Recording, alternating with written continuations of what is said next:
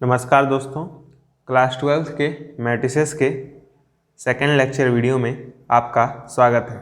आज की वीडियो में हम लोग सीखेंगे कि कैसे दो मैट्रिक्स को हम लोग मल्टीप्लाई कर सकते हैं और कुछ इम्पॉर्टेंट प्रॉपर्टीज़ को भी डिस्कस करेंगे। तो चलिए शुरू करते हैं। तो वीडियो शुरू होने से पहले मैं बता दूं, मैंने आपको पिछले वीडियो में बताया था कि कैसे किसी दो मैट्रिसेस को हम लोग ऐड और सब्सट्रैक्ट कर सकते हैं, यानी जोड़ और घटा सकते हैं। मैंने आपको साथ में ये भी बताया था कि आप दो मैट्रिसेस को ऐड और सब्सट्रैक्ट तभी कर सकते हैं जब दोनों मैट्रिसेस का ऑर्डर सेम हो। अदरवाइज आप लोग दो मैट्रिसेस को ऐड और सब्सट्रैक्ट नहीं कर पाएंगे, यानी मैट्रिसेस का ऑर्डर सेम होना ज़रूरी है। ठीक है, तो आप जब भी किसी दो मैट्रिक्स को ऐड करने जाएं तो सबसे पहले अपने आप से ये पूछें कि क्या हम उन दोनों मैट्रिसेस को ऐड कर सकते हैं। अगर कर सकते होंगे तो कंपोनेंट वाइज ऐड करते हैं, और नहीं कर सकते तो फिर करना ही नहीं है। उसी तरह जब भी हम लोग मैट्रिसेस को मल्टीप्लाई करने जाएंगे तो पहले खुद से पूछेंगे कि क्या हम इन दोनों मैट्रिसेस को मल्टीप्लाई कर सकते हैं। अगर हम लोग दो मैट्रिसेस को मल्टीप्लाई कर पाएंगे तब तो करेंगे, अगर हम लोग मैट्रिसेस को मल्टीप्लाई नहीं कर पाएंगे तब करने की जरूरत नहीं है। यानी सबसे पहले हमें यह सीखना है कि कब हम लोग दो मैट्रिसेस को मल्टीप्लाई कर सकते हैं। अभी हम लोग ये नहीं जानेंगे कि कैसे मल्टीप्लाई करना है, अभी हम लोग ये जानेंगे कि मल्टीप्लाई कर भी सकते हैं कि नहीं कर सकते हैं। ठीक है, ये जानना बहुत ज़रूरी है। तो मैं मान लेता हूँ हमारे पास एक मैट्रिक्स है A, जो कि है 1 2 3 4 5 6, और दूसरा मैट्रिक्स है 3 4 2 3 7 6। ठीक है, तो हम लोग पहले देखेंगे इस मैट्रिक्स का ऑर्डर क्या है। इस मैट्रिक्स का ऑर्डर क्या होगा, 2 क्रॉस 3, क्योंकि इस मैट्रिक्स के पास दो रो हैं, तीन कॉलम हैं। तो पहला नंबर रो बताता है, दूसरा नंबर कॉलम बताता है। ठीक है, सिमिलरली इस मैट्रिक्स के पास कितने रो हैं बताइए, 1 2 3, तो 3 रो हैं तो 3 लिख देंगे। क्रॉस कितने कॉलम हैं, 1 2, 2 कॉलम है, ये रो है ये कॉलम है। ठीक है, तो अगर मान लीजिए हमें A को B से मल्टीप्लाई करना है, A को B से मल्टीप्लाई करना है, तो जो A का कॉलम होना चाहिए वो B के रो के इक्वल होना चाहिए। यही नेसेसरी कंडीशन है मल्टीप्लाई करने की। ध्यान से सुनिएगा, अगर हम A को B से मल्टीप्लाई करना चाहते हैं तो हम लोग मल्टीप्लाई तभी कर पाएंगे जब A का जो कॉलम है वो इक्वल हो जाए B के नंबर ऑफ रोज से।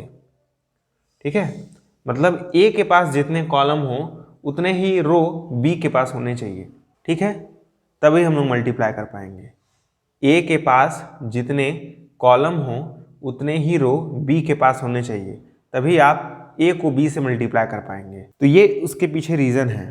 तो बताइए, इन दोनों मैट्रिसेस को मैं मल्टीप्लाई कर सकता हूँ, A इंटू बी फाइंड कर सकता हूँ, नहीं कर सकता हूँ? कर सकता हूँ, क्योंकि A का जो नंबर ऑफ कॉलम है वो है 3 और B का जो नंबर ऑफ रो है वो भी है 3। यानी A के पास जितने कॉलम हैं उतने ही रो B के पास भी हैं। यानी हम लोग A क्रॉस B को मल्टीप्लाई कर पाएंगे, यानी A इंटू बी हम लोग मल्टीप्लाई कर पाएंगे। मैं आपसे पूछना चाहता हूँ, क्या मैं B को A के साथ मल्टीप्लाई कर पाऊँगा, B को A के साथ? तो जब B को A के साथ देखेंगे तब इसके पास जितने कॉलम हो उतने ही रो A के पास भी होने चाहिए। ध्यान से सुनिएगा, मुझे B को A के साथ मल्टीप्लाई करना है। ठीक है, मैं लिख देता हूँ, यानी इसको पहले लिखेंगे अब 3 4 2 3 7 6 इनटू हमें फाइंड करना है 1 2 3 4 5 6। ठीक है, इसके पास 3 रोज 2 कॉलम है, इसके पास 2 रो 3 कॉलम है। तो ध्यान से देखिए, इस मैट्रिक्स के पास जितने कॉलम हैं उतने ही रो इस मैट्रिक्स के पास भी हैं। तो हम लोग इस मैट्रिक्स को इस मैट्रिक्स के साथ मल्टीप्लाई कर पाएंगे, है ना। यानी हम लोग B इंटू A भी फाइंड कर पाएंगे। समझ में आई बात? लेकिन ये कोई ज़रूरी नहीं है कि अगर आप 1 इंटू बी फाइंड कर ले रहे हैं तो आप B इंटू A भी फाइंड कर लें। ठीक है, मैं एक एग्जांपल और देता हूँ। तो इस बार हमारे पास एक मैट्रिक्स A है और एक मैट्रिक्स B है। सेम नहीं है, थोड़ा सा बस मैंने चेंज किया है। ठीक है, तो सबसे पहले हमें इस मैट्रिक्स का ऑर्डर फाइंड करना होगा। कितने रो हैं इस मैट्रिक्स के पास? 2 हैं। इस मैट्रिक्स के पास कितने कॉलम हैं? वो है 3। ठीक है, इस मैट्रिक्स के पास कितने रो हैं? 3। कितने कॉलम हैं? 3। तो ये 3x3 का मैट्रिक्स है और ये 2x3 का मैट्रिक्स है। तो सबसे पहले मैं फाइंड करना चाहता हूँ कि क्या मैं A को B के साथ मल्टीप्लाई कर पाऊंगा, यानी इस मैट्रिक्स को इस मैट्रिक्स के साथ मल्टीप्लाई कर पाऊंगा। तो हम लोग क्या ढूंढने की कोशिश करेंगे कि जितने कॉलम A के पास हैं क्या उतने ही रो B के पास हैं। ध्यान से सुनिएगा, अगर मैं चेक करना चाहता हूँ कि A को B से मैं मल्टीप्लाई कर पाऊंगा तो पहले के पास जितने कॉलम हो उतने ही रो दूसरे के पास होने चाहिए। ठीक है, पहले के पास जितने कॉलम हो उतने ही रो दूसरे के पास होने चाहिए। ठीक है, यानी C बराबर R होना चाहिए। A के पास जितने कॉलम हो उतने ही रो B के पास होने चाहिए। ठीक है, तो ध्यान से देखिए, A के पास 3 कॉलम है और B के पास भी 3 रो हैं। ठीक है, यानी B के जो रोज हैं वो A के कॉलम के इक्वल हैं। ठीक है, तो यानी हम लोग A को B के साथ मल्टीप्लाई कर पाएंगे। ठीक है, इतनी बात समझ में आई आपको? अब मैं पूछ रहा हूं आपसे कि क्या मैं B को A के साथ मल्टीप्लाई कर पाऊंगा? क्या मैं B को A के साथ मल्टीप्लाई कर पाऊंगा? तो पहले B को लिख लीजिए। ठीक है, 3 4 3 2 3 1 7 6 1। ठीक है, इंटू A को लिख लीजिए 1 2 3 4 5 6। तो ये 3x3 मैट्रिक्स है, ये 2x3 मैट्रिक्स है। अब देखिए ध्यान से, अगर हमें B को A के साथ मल्टीप्लाई करना है तो B के पास जितने कॉलम होने चाहिए उतने ही रो A के पास होने चाहिए ना। पहले वाले के पास जितने कॉलम हो उतने ही रो दूसरे वाले के पास होने चाहिए। पहले वाले के पास जितने कॉलम हो उतने ही रो दूसरे के पास होने चाहिए। तो पहले वाले के पास 3 कॉलम हैं लेकिन दूसरे वाले के पास 2 ही रो हैं, यानी इस बार हम लोग B को A के साथ मल्टीप्लाई नहीं कर पाएंगे क्योंकि C और R आपस में इक्वल नहीं है। यानी इसके पास जितने कॉलम हैं उतने रो इसके पास नहीं है। ठीक है, इसलिए हम B को A के साथ मल्टीप्लाई नहीं कर पाएंगे। तो एक बात हमने सीखी कि अगर A को मैं B के साथ मल्टीप्लाई कर पा रहा हूँ तो कोई ज़रूरी नहीं है कि मैं B को A के साथ मल्टीप्लाई कर पाऊँ। ठीक है, ध्यान से सुनिएगा मेरी बात को। अगर मैं कह रहा हूँ कि मैं A को B के साथ मल्टीप्लाई कर पा रहा हूँ मैट्रिसेस में, तो कोई ज़रूरी नहीं है कि मैं B को A के साथ मल्टीप्लाई कर पाऊँ।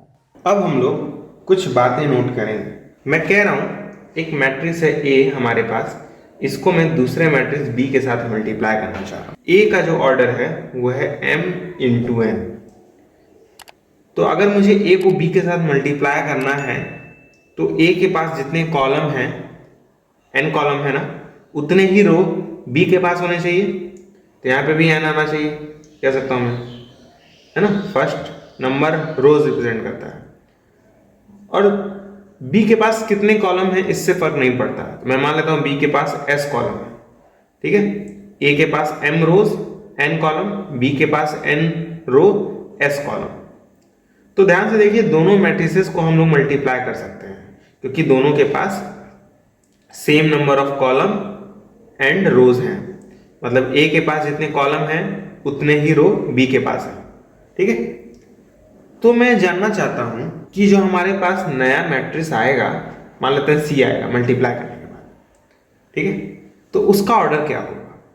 तो उसका ऑर्डर लिखने के लिए आप उनको लिख दीजिए जो सेम नहीं है। जैसे यहाँ पे m सेम नहीं है ना और s सेम नहीं है, तो आप लिख दीजिए m × s। अगर आपको ये फाइंड करना है कि जो हमारे पास नया मैट्रिक्स आएगा उसका ऑर्डर क्या है, तो जो इन दोनों मैट्रिसेस में सेम नहीं है, जैसे m सेम नहीं है, s सेम नहीं है, n सेम है ना, तो जो सेम नहीं है उसको लिख दीजिए m × s। ठीक है, MCQ में ये क्वेश्चन पूछ सकता है कि अगर मेरे पास एक मैट्रिक्स है A जिसका ऑर्डर 1 × 2 है, उसको मुझे एक दूसरे मैट्रिक्स के साथ मल्टीप्लाई करना है जिसका ऑर्डर 2 × 3 है, तो हमारे पास जो नया मैट्रिक्स आएगा वो किस ऑर्डर का होगा। तो किस ऑर्डर का होगा, 1 और 3, यानी 1 × 3 ऑर्डर का। ठीक है, क्योंकि यहाँ पे 2 सेम है, तो जिसको सेम होता है उसको नहीं लिखना पड़ता है। ठीक है, तो इस पॉइंट को ध्यान से समझ लीजिएगा कि अगर हमें फाइंड करना है कि मल्टीप्लाई करने के बाद जो नया मैट्रिक्स आएगा उसका ऑर्डर क्या है। उसका ऑर्डर लिखने के लिए जो सेम नहीं है उनको लिख दीजिए, वही हमारा ऑर्डर हो जाएगा। ठीक है, यानी मैं अगर कहूं कि ए को बी के साथ मल्टीप्लाई करना है तो number of column of first matrix ये इक्वल होना चाहिए number of rows of second matrix के, तभी आप मल्टीप्लाई कर सकते हैं। ठीक है, तो ये बात आप लोग नोट कर लीजिएगा कि ए और बी को अगर मल्टीप्लाई करना है तो ए के पास जितने कॉलम हो उतने ही रोज बी के पास होने चाहिए। अब हम लोग सीखेंगे कि कैसे दो मैट्रिसेस को मल्टीप्लाई किया जाता है। तो फर्स्ट क्वेश्चन में हम लोग इन दोनों मैट्रिसेस को मल्टीप्लाई करेंगे। तो पहले हम लोग ये चेक करेंगे कि क्या इन दोनों मैट्रिसेस को मल्टीप्लाई किया जा सकता है। ठीक है, यानी हम लोग ए को बी के साथ मल्टीप्लाई करेंगे। ठीक है, तो उसके लिए हम लोग पहले लिख लेते हैं ए क्या है 2 1 0 4 -3 5, इसको मल्टीप्लाई करना है 3 -1 4 1 0 2। तो पहले हम लोग ये चेक करेंगे कि इन दोनों मैट्रिसेस को हम लोग मल्टीप्लाई कर सकते हैं।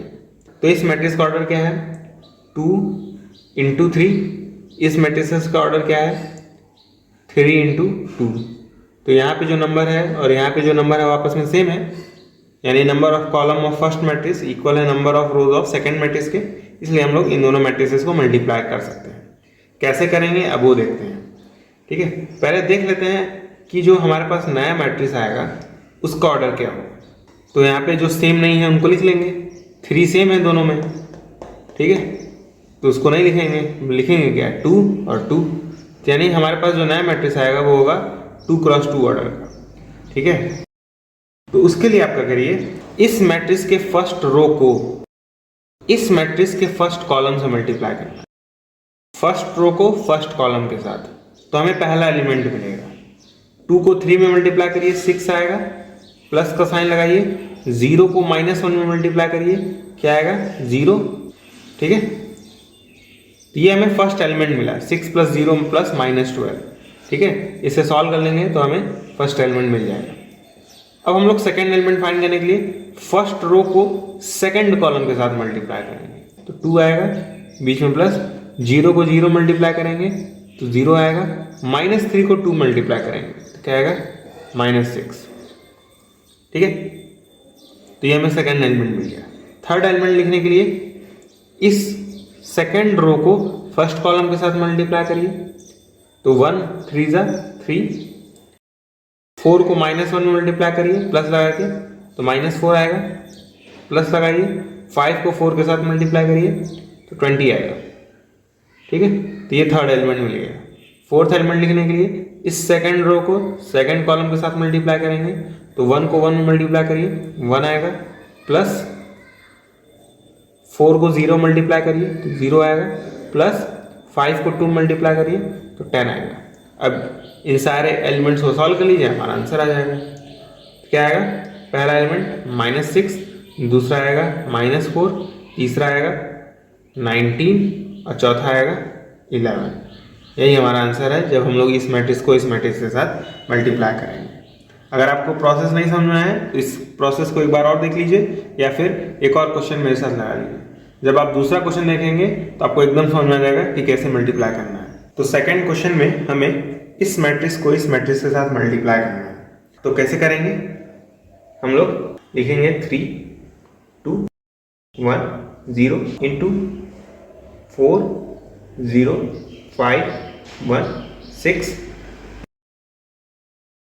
तो पहले हम लोग ये चेक करेंगे कि क्या इन दोनों मैट्रिसेस को मल्टीप्लाई किया जा सकता है कि नहीं। तो उसके लिए हम लोग इन दोनों मैट्रिसेस का ऑर्डर लिखेंगे। इस मैट्रिक्स का ऑर्डर क्या है 2 × 2, इस मैट्रिक्स का ऑर्डर क्या है 2 × 3, यानी 2 रो हैं 3 कॉलम है।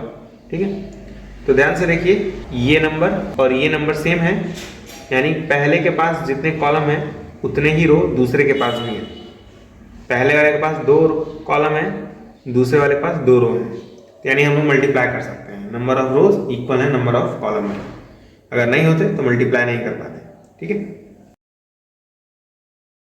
अब मल्टीप्लाई करने के बाद जो रिजल्ट आएगा वो हमारा एक नया मैट्रिक्स होगा, उस मैट्रिक्स का ऑर्डर कैसे लिखेंगे हम लोग? उसके ऑर्डर को लिखने के लिए जो सेम नहीं है उनको लिख देना है, यानी इस 2 को और इस 3 को लिख देना है, तो 2 क्रॉस 3 हो जाएगा। ठीक है, यानी हमारे पास जो नया मैट्रिक्स आएगा वो 2 क्रॉस 3 का होगा। ठीक है, यानी नए मैट्रिक्स के पास 2 रो होंगे, 3 कॉलम होंगे। ठीक है, तो हम लोग फर्स्ट एलिमेंट लिखते हैं, तो उसके लिए इस रो को इस कॉलम के साथ मल्टीप्लाई करना है। 3 को 4 में मल्टीप्लाई करिए 12 आएगा, प्लस 2 को 0 मल्टीप्लाई करिए तो 0 आएगा। ठीक है, ये हमें फर्स्ट एलिमेंट मिल गया। सेकंड एलिमेंट लिखने के लिए इस फर्स्ट रो को सेकंड कॉलम के साथ मल्टीप्लाई करिए। 3 को 5 में मल्टीप्लाई करेंगे 15 आएगा, प्लस 2 को 1 में मल्टीप्लाई करेंगे तो 2 आएगा। ठीक है, अब थर्ड एलिमेंट लिखने के लिए इस रो को इस कॉलम के साथ मल्टीप्लाई करेंगे। 3 को 6 में मल्टीप्लाई करिए 18 आएगा, प्लस 2 को 2 में मल्टीप्लाई करेंगे तो 4 आएगा, है ना। अब नेक्स्ट एलिमेंट लिखने के लिए इस रो को इस कॉलम के साथ मल्टीप्लाई करेंगे, क्योंकि मैंने इस रो को हर एक कॉलम के साथ मल्टीप्लाई कर लिया है। अब इस रो को हर एक कॉलम के साथ मल्टीप्लाई करेंगे, तो 1 0 को मल्टीप्लाई करना है 4 0 के साथ, तो 1 को 4 में मल्टीप्लाई करेंगे तो 4 आएगा, प्लस 0 को 0 मल्टीप्लाई करेंगे तो 0 आएगा। अब इस फर्स्ट रो को सेकंड कॉलम के साथ मल्टीप्लाई करेंगे, तो 1 को 5 में मल्टीप्लाई करिए 5 आएगा, 0 को 1 में मल्टीप्लाई करिए तो 0 आएगा। ठीक है, अब इस सेकंड रो को थर्ड कॉलम के साथ मल्टीप्लाई करेंगे, तो 1 को 6 में मल्टीप्लाई करिए 6 आएगा, 0 को 2 में मल्टीप्लाई करिए 0 आएगा। ठीक है, और सारे एलिमेंट्स को ऐड करके लिख दीजिए 12 17 22 4 5 6। यही हमारा आंसर है जब हम लोग इन दोनों मैट्रिक्स को मल्टीप्लाई करेंगे। ठीक है, मैं आपसे पूछना चाहता हूँ क्या आप इस मैट्रिक्स को इस मैट्रिक्स के साथ मल्टीप्लाई कर पाएंगे? तो आप लोग कमेंट बॉक्स में इसका आंसर बताइएगा। ठीक है, क्वेश्चन नंबर लिखिएगा 2 और लिखिएगा रिजल्ट कि मल्टीप्लाई कर सकता है कि नहीं। आपको बस यस और नो में कमेंट करना है, मैं आपको जरूर रिप्लाई करूँगा। अगर कर सकते हैं तो क्या आंसर आएगा, नहीं कर सकते हैं तो क्यों नहीं कर सकते हैं। ठीक है, अब थर्ड क्वेश्चन में हमें इस मैट्रिक्स को इस मैट्रिक्स से मल्टीप्लाई करना है, यानी हमें बी को सी से मल्टीप्लाई करना है। तो बी और सी को मल्टीप्लाई करने के लिए हम लोग पहले मैट्रिसेस लिख लेंगे 4 5 6 0 1 2। ठीक है, इसको मल्टीप्लाई करना है 1 -2 3 -4 5 6 1 -3 5। ठीक है, तो पहले हमें ये सोचना है कि क्या इन दोनों मैट्रिसेस को हम लोग मल्टीप्लाई कर सकते हैं। तो उसके लिए पहले ऑर्डर लिखेंगे, इसका ऑर्डर 2 क्रॉस 3 है, इसका ऑर्डर 3 क्रॉस 3 है। तो इसके पास जितने कॉलम हैं उतने ही रो इसके पास भी हैं, यानी हम लोग मल्टीप्लाई कर सकते हैं। मल्टीप्लाई करने के बाद जो हमारे पास रिजल्ट आएगा या नया मैट्रिक्स जो आएगा उसका ऑर्डर क्या होगा 2 × 3। ठीक है, तो कैसे एलिमेंट्स लिखेंगे जो नया मैट्रिक्स आएगा, उसके इस फर्स्ट रो को फर्स्ट कॉलम के साथ मल्टीप्लाई करेंगे। 4 को 1 में मल्टीप्लाई करेंगे तो 4, प्लस 5 को -2 मल्टीप्लाई करेंगे तो -10, प्लस 6 को 3 में मल्टीप्लाई करेंगे तो 18। अब इस फर्स्ट रो को हम लोग सेकंड कॉलम के साथ मल्टीप्लाई करेंगे तो सेकंड एलिमेंट मिल जाएगा। 4 को -4 में मल्टीप्लाई करेंगे तो -16, प्लस 5 को 5 में मल्टीप्लाई करेंगे तो 25, 6 को 6 में मल्टीप्लाई करेंगे तो 36। ठीक है, थर्ड एलिमेंट लिखने के लिए फर्स्ट रो को थर्ड कॉलम के साथ मल्टीप्लाई करेंगे, तो 4 को जब 1 में मल्टीप्लाई करेंगे तो 4 आएगा, प्लस 5 को -3 में मल्टीप्लाई करेंगे तो -15 आएगा, प्लस 6 को 5 में मल्टीप्लाई करेंगे तो 30 आएगा। सेकेंड रो के एलिमेंट्स को लिखने के लिए हम लोग सेकेंड रो को फर्स्ट कॉलम के साथ मल्टीप्लाई करेंगे। ठीक है, तो 0 को यानी 1 में मल्टीप्लाई करेंगे तो 0 आएगा, प्लस 1 को -2 में मल्टीप्लाई करेंगे तो -2 आएगा, 2 को 3 में मल्टीप्लाई करेंगे तो 6 आएगा।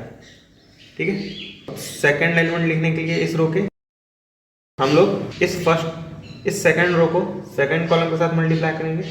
0 को -4 मल्टीप्लाई करेंगे तो ऑब्वियस बात है 0 आएगा, प्लस 1 को 5 में करेंगे तो 5 आएगा, 2 को 6 में करेंगे तो 12 आएगा। अब लास्ट एलिमेंट लिखने के लिए इस रो को इस कॉलम के साथ मल्टीप्लाई करना है, क्या आएगा 0 1 ज़ा 0 प्लस 1 -3 को मल्टीप्लाई करेंगे तो -3 आएगा, प्लस 2 को 5 में मल्टीप्लाई करेंगे तो 10 आएगा। ऐसे सॉल्व कर लेंगे तो हमारे पास जो नया मैट्रिक्स आएगा वो होगा 12 45 19 4 17 7। ये हमारे पास नया मैट्रिक्स होगा 2 क्रॉस 3 ऑर्डर। अब हम लोग एक और क्वेश्चन सॉल्व करेंगे। क्वेश्चन है कि हमें इस मैट्रिक्स को इस मैट्रिक्स के साथ मल्टीप्लाई करना है, ठीक है। ये मेरा फेवरेट क्वेश्चन है क्योंकि यही क्वेश्चन कॉन्सेप्ट क्लियर करके जाता है और ये काफ़ी टफ क्वेश्चन भी है। कई बच्चे इसमें गलती करके जाते हैं और कई बच्चों को तो समझ में नहीं आता है, ठीक है। तो इस क्वेश्चन को बहुत ध्यान से देखिएगा।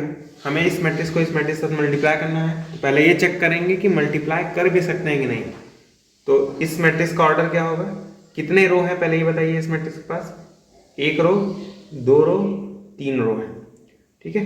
तो हम लोग 3 लिखेंगे इनटू कितने कॉलम है, ध्यान से देखिए एक ही कॉलम है, 3 × 1 लिखेंगे। इस मैट्रिक्स के पास कितने रोज कितने कॉलम है, तो ध्यान से देखिए एक ही रो है, तो 1 × कितने कॉलम्स हैं, तो 1 2 3 कॉलम है, तो 1 × 3। तो हम लोग इन दोनों मैट्रिसेस को मल्टीप्लाई कर सकते हैं कि नहीं, बताइए। कर सकते हैं क्योंकि ये वाला नंबर और ये वाला नंबर आपस में सेम है, यानी फर्स्ट मैट्रिक्स के पास जितने कॉलम हैं उतने ही रो सेकंड मैट्रिक्स के पास, यानी हम लोग इन दोनों मैट्रिसेस को मल्टीप्लाई कर पाएंगे, ठीक है। तो लिख लीजिए पहले। मल्टीप्लाई करने के बाद हमारा जो नया मैट्रिक्स आएगा उसका ऑर्डर कितना होगा, तो मैं कह सकता हूँ उसका ऑर्डर होगा जो सेम नहीं है, यानी 3 और 3 क्रॉस 3 का मैट्रिक्स आएगा। जो नया मैट्रिक्स आएगा वो 3 क्रॉस 3 का। मैं एक बड़ा सा मैट्रिक्स बना लेता हूँ क्योंकि 3 क्रॉस 3 का आएगा तो अभी से बात बड़ा ही होगा, है ना। तो अब हम लोग एलिमेंट्स को लिखते हैं, ठीक है। क्या करते हैं, फर्स्ट रो को फर्स्ट कॉलम के साथ मल्टीप्लाई करते हैं, तो 1 2 ज़ा 2। फर्स्ट रो को सेकेंड कॉलम के साथ मल्टीप्लाई करते हैं, तो 1 3 ज़ा 3। फर्स्ट रो को थर्ड कॉलम के साथ मल्टीप्लाई करते हैं, क्या आएगा 4 1 4 ज़ा 4, ठीक है। तो हमने फर्स्ट रो को हर एक कॉलम के साथ मल्टीप्लाई कर लिया। अब हम लोग सेकेंड रो को हर एक कॉलम के साथ मल्टीप्लाई करेंगे, ठीक है। तो सेकेंड रो 2 है, सेकेंड रो में बस एक ही एलिमेंट है वो है 2, तो इस 2 को इस 2 में मल्टीप्लाई करेंगे, ठीक है। यानी इस रो को इस कॉलम के साथ, तो 2 2 ज़ा 4, ठीक है। इस रो को इस कॉलम के साथ, तो 2 3 ज़ा 6। इस रो को इस कॉलम के साथ, तो 2 4 ज़ा 8। तो मैंने इस रो को इस मैट्रिक्स के हर एक कॉलम के साथ मल्टीप्लाई कर दिया। अब हम लोग इस रो को हर एक कॉलम के साथ मल्टीप्लाई करेंगे, तो 3 को इस 2 के साथ मल्टीप्लाई करेंगे तो 6 आएगा। इस 3 को इस 3 के साथ मल्टीप्लाई करेंगे तो 9 आएगा। इस 3 को इस 4 के साथ मल्टीप्लाई करेंगे तो 12 आएगा। यही हमारा नया मैट्रिक्स होगा, ठीक है। तो याद रहे हर एक रो को हर एक कॉलम से मल्टीप्लाई करना है, ठीक है, एलिमेंट्स को लिखने के लिए। अब मैं आपसे कह रहा हूँ कि इस मैट्रिक्स को इस मैट्रिक्स के साथ मल्टीप्लाई करिए, यानी 2 3 4 को आप मल्टीप्लाई करिए 1 2 3 के साथ, ठीक है। ये मैंने अपने तरफ से ऐड किया है ताकि आपका कॉन्सेप्ट बहुत ही अच्छे से क्लियर हो सके। तो पहले हम लोग ये चेक करेंगे ना कि इन दोनों मैट्रिसेस को हम लोग मल्टीप्लाई कर भी सकते हैं कि नहीं। तो उसके लिए पहले इसका ऑर्डर लिखिए, कितने रो हैं, ध्यान से देखिए एक ही रो है तो 1 लिखेंगे। कितने कॉलम हैं, 1 2 3 कॉलम है, तो 1 × 3। इसका ऑर्डर लिखने के लिए कितने रो हैं, 1 2 3। कितने कॉलम हैं, एक ही कॉलम है, तो 3 × 1। तो ध्यान से देखिए इस मैट्रिक्स के पास जितने कॉलम हैं उतने ही रो इस मैट्रिक्स के पास है, यानी हम लोग इन दोनों मैट्रिसेस को मल्टीप्लाई कर सकते हैं। अब हम उनको देखना है कि कैसे करना है मल्टीप्लाई। 2 3 4 को मल्टीप्लाई करना है 1 2 3 के साथ, ठीक है। तो इस फर्स्ट रो को हम लोग इस कॉलम से मल्टीप्लाई करेंगे। एक ही रो है और एक ही कॉलम है तो हमें ज़्यादा बार मल्टीप्लाई करने की जरूरत नहीं पड़ेगी। इस रो को हमें इस कॉलम के साथ मल्टीप्लाई करना है, ठीक है। एक ही रो और एक ही कॉलम है तो बाकी कॉलम्स में मल्टीप्लाई करने की जरूरत ही नहीं है। एक ही कॉलम ही है तो और किस में मल्टीप्लाई भी करेंगे, ठीक है। तो इस 2 को 1 में मल्टीप्लाई करिए, 2 आएगा, बीच में प्लस लगाइए, इस 3 को 2 में मल्टीप्लाई करिए तो 6 आएगा, इस 4 को 3 में मल्टीप्लाई करिए तो 12 आएगा।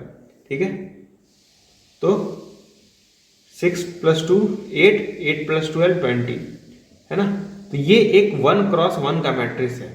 ठीक है, अगर हम लोग देखें भी कि कॉन्सेप्ट वाइज क्यों 1 क्रॉस 1 का मैट्रिक्स आएगा, तो हम लोग देख सकते हैं हम लोग कैसे लिखते हैं मैट्रिक्स का ऑर्डर। जो नया मैट्रिक्स आता है उसके ऑर्डर को कैसे लिखते हैं, जो सेम नहीं है ना, जैसे 3 सेम है तो इसको छोड़ देंगे तो 1 और 1 लिखेंगे, यानी हमारे पास जो नया मैट्रिक्स आएगा वो 1 क्रॉस 1 का आएगा, यानी उसमें एक ही एलिमेंट होगा। और क्यों एक एलिमेंट होगा, इस रो को इस कॉलम के साथ मल्टीप्लाई करना है ना, और कोई कॉलम है ही नहीं तो और किसी में मल्टीप्लाई नहीं करेंगे। सिमिलरली इस मैट्रिक्स के पास और कोई रो है ही नहीं जिसको इस कॉलम के साथ मल्टीप्लाई किया जाए, एक ही कॉलम है, एक ही रो है, तो जब मल्टीप्लाई करेंगे तो एक ही एलिमेंट आएगा। ठीक है, तो इस क्वेश्चन को आप बहुत ध्यान से देखिएगा। अगर आपको नहीं समझ में आया तो एक बार इस क्वेश्चन को वापस देख लीजिए, दूसरी बार में पक्का समझ में आ जाएगा। ठीक है, और ये क्वेश्चन इंपॉर्टेंट है, आसान वाला मैट्रिसेस नहीं देगा मल्टीप्लाई करने के लिए, वो ऐसा मैट्रिक्स देगा एग्जाम में मल्टीप्लाई करने के लिए जिसको आप आसानी से मल्टीप्लाई ना कर पाए। तो ऐसे टिपिकल मैट्रिक्स आप लोग सॉल्व करिए, जितनी ज़्यादा प्रैक्टिस करेंगे उतनी ही जल्दी ये सब आप सॉल्व कर पाएंगे। मैं एक्सप्लेन कर रहा हूँ इसलिए मुझे इतना टाइम लग रहा है ये सब लिखने में। अगर मैं बिना एक्सप्लेन किए ये सब सॉल्व करने बैठूँ तो मात्र 10 से 15 सेकंड में इन सब मैट्रिसेस को मैं कैलकुलेट करके लिख दूंगा। ठीक है, अगर आपकी प्रैक्टिस अच्छी होगी तो आप ये सब बहुत तेज़ी से कर पाएंगे। अगर आपकी प्रैक्टिस नहीं होगी अच्छी तो आपको इन सब चीज़ों में दिक्कत होगी और टाइम भी लगेगा। तो प्रैक्टिस ज़रूर करिएगा। मैं ज़्यादा क्वेश्चन नहीं करवा सकता हूँ। अब मैं कुछ कॉन्सेप्ट्स बताने जा रहा हूँ। अब आप ही देखिए, ये मैट्रिक्स अगर ए मान लें, इस मैट्रिक्स को मैं अगर ए मान लूँ, इस मैट्रिक्स को बी मान लूँ, तो जब मैंने ए को बी में मल्टीप्लाई किया, यानी मैंने ए को बी में मल्टीप्लाई किया तो हमारा ये आंसर आया। फिर मैंने इस बी को ए में मल्टीप्लाई किया, यानी हमने बी को ए में मल्टीप्लाई किया। ठीक है, तो मैं कह सकता हूँ ये दोनों मैट्रिसेस सेम नहीं है, यानी मैं ये कह सकता हूँ कि ए इंटू बी करने पे जो रिजल्ट आया है वो इक्वल नहीं है जो रिजल्ट आया है बी इंटू ए करने पर। यानी ए इंटू बी सेम नहीं है बी इंटू ए के, क्योंकि ए इंटू बी करने पे आया, बी इंटू ए करने पे आया, दोनों सेम नहीं है। यानी ए इंटू बी कोई जरूरी नहीं है बी इंटू ए के इक्वल। ठीक है, अब हम लोग एक और क्वेश्चन सॉल्व करेंगे। क्वेश्चन है कि हमें इस ए को मल्टीप्लाई करना है आइडेंटिटी मैट्रिक्स के साथ, यानी इस ए को हमें मल्टीप्लाई करना है आइडेंटिटी मैट्रिक्स के साथ, यानी ए इंटू i3 फाइंड करना है। ठीक है, और फिर हमें i3 को ए के साथ भी मल्टीप्लाई करना है, यानी हमें दोनों रिजल्ट फाइंड करने हैं। i3 के बारे में आप जानते होंगे, i3 मतलब 3 क्रॉस 3 का आइडेंटिटी मैट्रिक्स। मैंने आपको पिछले लेक्चर वीडियो में आइडेंटिटी मैट्रिक्स के बारे में बताया था, मैं वापस एक बार बता देता हूँ। ठीक है, तो पहले ए को लिखते हैं, क्योंकि ए को i3 में मल्टीप्लाई करना है, ए इंटू i3 करना है। तो ए को पहले लिखते हैं, ए क्या है 1 2 3 4 5 6 7 8 9। ठीक है, ये एक 3 क्रॉस 3 का मैट्रिक्स है, आप लोग देख सकते हैं। और i3 एक आइडेंटिटी मैट्रिक्स है। ठीक है, आइडेंटिटी मैट्रिक्स में पहला एलिमेंट 1 फिर 0 फिर 0, दूसरा रो लिखने के लिए पहले 0 लिखेंगे फिर 1 फिर 0, तीसरा रो लिखने के लिए 0 0 1। इसे हम लोग आइडेंटिटी मैट्रिक्स कहते हैं। आइडेंटिटी मैट्रिक्स में जो प्रिंसिपल डायगोनल के एलिमेंट्स होते हैं वो 1 होते हैं, बाकी अदर एलिमेंट्स 0 होते हैं। ये मैंने पिछले वीडियोज़ में आपको बताया था। ठीक है, ये भी एक 3 क्रॉस 3 का मैट्रिक्स है। यहाँ पे जो नंबर है वो इसके इक्वल है, यानी इस मैट्रिक्स के पास जितने कॉलम हैं उतने ही रो इस मैट्रिक्स के पास भी हैं, यानी दोनों मैट्रिक्स को हम लोग मल्टीप्लाई कर सकते हैं। अब देखते हैं मल्टीप्लाई करने पे क्या आएगा।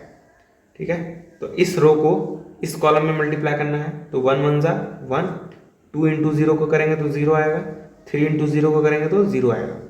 सिमिलरली इस रो को अब इस कॉलम के साथ मल्टीप्लाई करना है, तो क्या आएगा 1 को 0 में करेंगे तो 0 आएगा, 2 को 1 में करेंगे तो 2 आएगा, 3 को 0 में करेंगे तो 0 आएगा, है ना। अब इस रो को हमें इस कॉलम के साथ मल्टीप्लाई करना है, यानी थर्ड वाले कॉलम के साथ। ठीक है, तो 1 into 0 0 plus 2 into 0 0 plus 3 into 1 3। Similarly तो हमने फर्स्ट रो को हर एक कॉलम के साथ मल्टीप्लाई कर दिया। अब हम लोग सेकेंड रो को हर एक कॉलम के साथ मल्टीप्लाई करेंगे। सेकेंड रो क्या है 4 5 6, इसको पहले फर्स्ट कॉलम के साथ मल्टीप्लाई करेंगे, 4 1 जा 4 प्लस 5 इंटू 0 0 प्लस 6 इंटू 0 0। ठीक है, अब हम लोग सेकेंड कॉलम के साथ मल्टीप्लाई करेंगे। 4 into 0 0 plus 5 into 1 5 plus 6 into 0 0। अब हम लोग थर्ड कॉलम के साथ मल्टीप्लाई करेंगे सेकेंड रो को। 4 into 0 0 plus 5 into 0 0 plus 6 into 1 6, है ना। अब हम लोग इस रो को फर्स्ट कॉलम के साथ मल्टीप्लाई करेंगे, क्या आएगा 7 1 जा 7 प्लस 8 इंटू 0 0 प्लस 9 इंटू 0 0। ठीक है, अब सेकेंड कॉलम के साथ मल्टीप्लाई करेंगे, क्या आएगा 7 इंटू 0 0 8 इंटू 1 8 9 इंटू 0 0। ठीक है, अब थर्ड कॉलम के साथ मल्टीप्लाई करेंगे, 7 into 0 0 plus 8 into 0 0 plus 9 into 1 9। ठीक है, अब इन सबको ऐड करिए तो क्या आएगा 1 2 3 4 5 6 7 8 9। और ध्यान से देखिए ये जो नया मैट्रिक्स आया है वो ओरिजिनल मैट्रिक्स ही है ए, है ना। यानी जब मैंने ए को I3 के साथ मल्टीप्लाई किया तो हमारा आंसर ये है। अब सिमिलरली हम लोग I3 इंटू ए करेंगे, तो इसे आप लोग नोट कर लीजिए क्योंकि मैं इसे मिटाने जा रहा हूँ। तो सिमिलरली जब आप I3 को ए में मल्टीप्लाई करेंगे तो हमें ए मिलेगा। आप लोग करके देख सकते हैं, ठीक है, क्योंकि हम लोग इतनी प्रैक्टिस कर चुके हैं कि अब आपको मल्टीप्लाई करना आ चुका होगा। तो मैं अब I3 को ए में मल्टीप्लाई नहीं करूँगा, मैं बता दे रहा हूँ I3 को जब आप ए में मल्टीप्लाई करेंगे तो ए ही आएगा। ठीक है, यानी जब हमने ए को I3 में मल्टीप्लाई किया तो ए आया, और जब I3 को ए में मल्टीप्लाई किया तो भी ए ही आया। तो मैं यहाँ पे एक नोट लिख सकता हूँ, ठीक है, और ये बहुत इंपॉर्टेंट नोट है, इसे स्किप ना कीजिएगा, कि जब मैं किसी मैट्रिक्स को, खासकर स्क्वायर मैट्रिक्स, उसको मैं आइडेंटिटी मैट्रिक्स के साथ मल्टीप्लाई करता हूँ, जब मैं किसी स्क्वायर मैट्रिक्स को आइडेंटिटी मैट्रिक्स के साथ मल्टीप्लाई करता हूँ तो वो ओरिजिनल मैट्रिक्स ए ही आ जाता है। ठीक है, चाहे मैं आगे से मल्टीप्लाई करूँ चाहे पीछे से, यानी जब मैं आई इंटू ए करूँगा तो भी ए ही आएगा। और इस केस में ए इंटू आई इक्वल होगा आई इंटू ए के, ये भी देख सकते हैं हम लोग, मतलब ए इंटू बी इक्वल होगा बी इंटू ए के। तो ये फर्स्ट नोट है, इसे ध्यान से देखिएगा। अभी हमने ये एग्जांपल के जरिए ऑब्जर्व किया कि ए को जब हम लोग आइडेंटिटी मैट्रिक्स के साथ मल्टीप्लाई करते हैं तो हमें अगेन वही मैट्रिक्स मिल जाता है। ठीक है, लेकिन ये ए स्क्वायर मैट्रिक्स होना चाहिए। ठीक है, लिख लीजिएगा आप लोग, A is square matrix. Square matrix मतलब जिसमें नंबर ऑफ कॉलम और नंबर ऑफ रो आपस में इक्वल हो। तो ए इंटू आई ए के इक्वल होगा, आई इंटू ए भी ए के इक्वल होगा, और दोनों आपस में इक्वल होंगे। अभी हमने एक बात और देखी थी कि ए को अगर हम लोग बी के साथ मल्टीप्लाई कर रहे हैं तो कोई ज़रूरी नहीं है ये इक्वल हो बी ए के, यानी जब हम लोग बी और ए को मल्टीप्लाई करें, कभी कभी ये आपस में इक्वल हो सकता है जैसे इस केस में, और कभी कभी इक्वल नहीं हो सकता है, ऐसा हमने पिछले वाले एग्जाम्पल में देखा। तो कोई ज़रूरी नहीं है कि ए बी और बी ए आपस में इक्वल हो। तो नेक्स्ट क्वेश्चन है हमारा कि हमारे पास एक ए मैट्रिक्स गिवन है, ये स्क्वायर मैट्रिक्स है, यानी 2 रो और 2 कॉलम है, तो हमें ए क्यूब फाइंड करना है। ठीक है, ए क्यूब का मतलब आप लोग समझते होंगे, ए क्यूब मतलब होता है ए इंटू ए इंटू ए इंटू ए। बताइए, ए स्क्वायर होता है ना, ए स्क्वायर इंटू ए मैं लिख सकता हूँ, यानी पहले हम लोग ए स्क्वायर फाइंड करेंगे। पहले हम लोग क्या फाइंड करेंगे, ए स्क्वायर। ए स्क्वायर मतलब ए इंटू ए, यानी इस मैट्रिक्स को खुद से मल्टीप्लाई करेंगे। ठीक है, इंटू ए बी 0 ए। आप लोग चेक कर सकते हैं कि दोनों मैट्रिक्स को हम लोग मल्टीप्लाई कर सकते हैं, क्योंकि ये भी 2 क्रॉस 2 का है, ये भी 2 क्रॉस 2 का है, ये वाला नंबर इस वाले नंबर के सेम है। ठीक है, तो हम लोग मल्टीप्लाई कर सकते हैं। क्या आएगा मल्टीप्लाई करने पे, ए को ए में मल्टीप्लाई करिए, ए स्क्वायर हो जाएगा। ठीक है, यानी फर्स्ट रो को फर्स्ट कॉलम के साथ, बी को 0 मल्टीप्लाई करिए तो प्लस 0। ठीक है, अब इस रो को इस कॉलम में मल्टीप्लाई करना है, तो ए को बी में करेंगे तो ए बी हो जाएगा, बी को ए में करेंगे तो बी ए हो जाएगा। ठीक है, प्लस बी। तो हमने फर्स्ट रो को दोनों कॉलम से मल्टीप्लाई कर दिया। अब हम लोग सेकेंड रो को फर्स्ट कॉलम से मल्टीप्लाई करेंगे, तो 0 को जब ए में मल्टीप्लाई करेंगे तो 0 आएगा, प्लस ए को 0 मल्टीप्लाई करेंगे तो 0 आएगा। अब 0 को बी में मल्टीप्लाई करेंगे तो यानी सेकंड कॉलम में तो 0 आएगा, प्लस ए को जब ए में मल्टीप्लाई करेंगे तो ए स्क्वायर आएगा। यानी हमारा फाइनल रिजल्ट क्या आएगा, ए स्क्वायर, ए बी और बी एक ही चीज़ है तो 2ab हो जाएगा, प्लस 0, ये 0 प्लस ए स्क्वायर, यानी ए स्क्वायर हमारा आया है ये मैट्रिक्स। ठीक है, लेकिन हमें ए क्यूब निकालना था, तो ए क्यूब निकालने के लिए हम लोग ए स्क्वायर को ए में मल्टीप्लाई करेंगे, ए क्यूब निकालने के लिए ए स्क्वायर को ए में मल्टीप्लाई करेंगे, यानी ए स्क्वायर 2ab 0, ए स्क्वायर को हम लोग मल्टीप्लाई करेंगे ए बी 0 ए के साथ। ठीक है, तो आप लोग वीडियो को पॉज करके मल्टीप्लाई कर लीजिएगा, मैं सीधे आंसर लिख रहा हूँ। हमारा आंसर होगा ए क्यूब 3a स्क्वायर 0 ए क्यूब। तो इस तरह से ए क्यूब निकालना है। अगर सिमिलरली आपको ए का पावर 4 निकालना है तो ए स्क्वायर इंटू ए स्क्वायर हो जाएगा, वो भी कैलकुलेट हो जाएगा, यानी जो पावर बोलेगा वो कैलकुलेट हो जाएगा। ठीक है, तो इसी तरह के सिंप्लीफिकेशन आपके एक्सरसाइज में दिए होंगे, मैं 1-2 सिंप्लीफिकेशन डिस्कस करूंगा, सॉल्व नहीं करूंगा। ठीक है, तो हमारे सामने एक क्वेश्चन नजर आ रहा है, if a is equal to 1 to 2 1 so that fa is equal to where fx is equal to x square minus 2x minus 3। तो आप लोग सोच रहे होंगे इस क्वेश्चन को कैसे सॉल्व किया जाए। तो मैं बता दूं, हमें गिवन है e जो है हमारा है 1 2 2 1। ठीक है, हमें fx गिवन है, fx दिया है x square minus 2x minus 3। हमें दिखाना है कि f ऑफ a ये o के इक्वल होगा, ये हमें प्रूफ करना है। o मतलब आप लोग जान लीजिए, o मतलब होता है नल मैट्रिक्स। ठीक है, यहाँ पे a 2 क्रॉस 2 का है तो नल मैट्रिक्स भी क्या होगा, 2 क्रॉस 2 का ही होगा। ठीक है, तो fx क्या है, x square minus 2x minus 3 के, तो f ऑफ a मतलब क्या होगा, इस x के जगह जहां जहां पे x है वहां पे a रख दीजिए। ठीक है, fa मतलब क्या, जहां जहां पे x है वहां पे a रख दीजिए, तो इस x की जगह a रख दिया तो a स्क्वायर हो गया, माइनस 2 इंटू ए, 2x था 2 इंटू ए जाएगा, माइनस 3। लेकिन जब हम लोग इस तरह से पॉलिनोमियल लिखते हैं मैट्रिक्स के टर्म में तो माइनस 3 का मतलब कुछ नहीं होता है। ठीक है, हमें यहाँ पे आइडेंटिटी मैट्रिक्स यूज करना होगा, 3i लिखना होगा, और क्योंकि a का ऑर्डर 2 क्रॉस 2 है तो i का ऑर्डर क्या होगा, 2 का होगा। तो याद रहे जब आप a पुट करेंगे तो आपको 3 के आगे i लगाना पड़ेगा, है ना, कांस्टेंट नंबर नहीं होना चाहिए।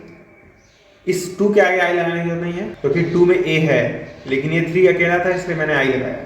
अब आप लोग a स्क्वायर फाइंड करिएगा, a स्क्वायर की वैल्यू आएगी 5 4 4 5। ठीक है, माइनस 2 इंटू a की वैल्यू क्या है 1 2 2 1।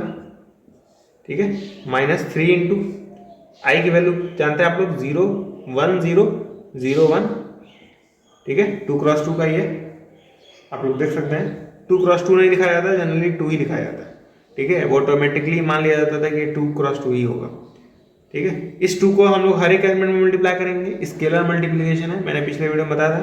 तो 2 को 1 में करेंगे तो 2 हो जाएगा, 2 में करेंगे तो 4 हो जाएगा, 2 में करेंगे तो 4 हो जाएगा, और इस 2 में करेंगे तो 2 हो जाएगा। ठीक है, इस 3 को भी इस 1 0 0 1 में मल्टीप्लाई करेंगे क्या जाएगा 3, और ये भी 3 हो जाएगा, ये दोनों तो 0 है तो 0 ही रहेंगे। तो 5 माइनस 2 माइनस 3, तो अब इस बात से 0 आएगा। 4 माइनस 4 माइनस 0 तो 0 आएगा, 4 माइनस 4 माइनस 0 तो ये भी 0 आएगा, 5 माइनस 2 माइनस 3 तो ये भी 0 आएगा। ध्यान से देख सकते हैं ये एक नल मैट्रिक्स ही तो है, नल मैट्रिक्स मतलब जिसमें सारे एलिमेंट 0 हो। ठीक है, तो हमने प्रूफ कर दिया कि जो एफ है वो ओ के इक्वल है। तो ऐसे क्वेश्चंस में कुछ नहीं करना रहता है, बस एक्स के जगह जो भी मैट्रिक्स दिया रहा है उसको रख देना होता है और सॉल्व करना रहता है।